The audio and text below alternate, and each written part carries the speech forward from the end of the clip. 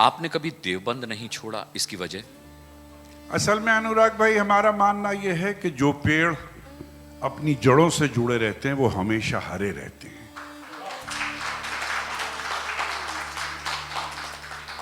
किसी बहुत उस्ताद शायर का शेर है कि सर फूल वो चढ़ा जो चमन से निकल गया, इज्जत उसे मिली जो वतन से निकल गई। तो मेरा जी नहीं चाहा कि मैं अपनी जिंदगी का पौधा बंबई की बहुत छोटे से गमले में लगाऊं। मेरी जिंदगी का पौधा मेरे वतन में लगा हुआ है और बहुत हरा है।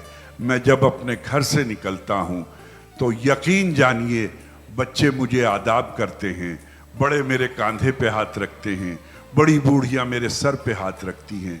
मुझे ऐसा लगता है कि मैं ज़मीन नहीं हूँ, मैं आसमान हूँ, मैं पृथ्वी नहीं हूँ, मैं आकाश हूँ।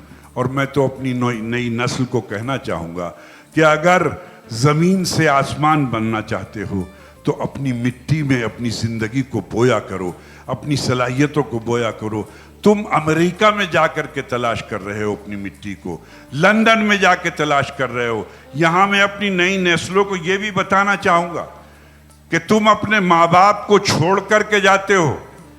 तुम अमेरिका और लंदन और ऑस्ट्रेलिया से ड्राफ्ट तो भेजते हो, 2 कुत्ते तो छोड़ देते हो उनकी हिफाजत के लिए, 2 मतलब एक नौकरानियां तो छोड़ देते हो, लेकिन उनके माथे पर जब 104 बुखार होता है उस पर हाथ रखने वाला कोई नहीं होता।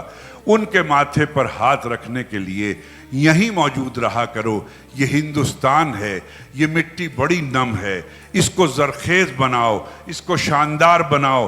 चाहे जितना पढ़ो, चाहे जितना लिखो, चाहे जितना कमाओ, लेकिन हिंदुस्तान की मिट्टी को कभी ना छोड़ो, अपने माँ बाप को कभी ना छोड़ो। बहुत कामयाब रहोगे।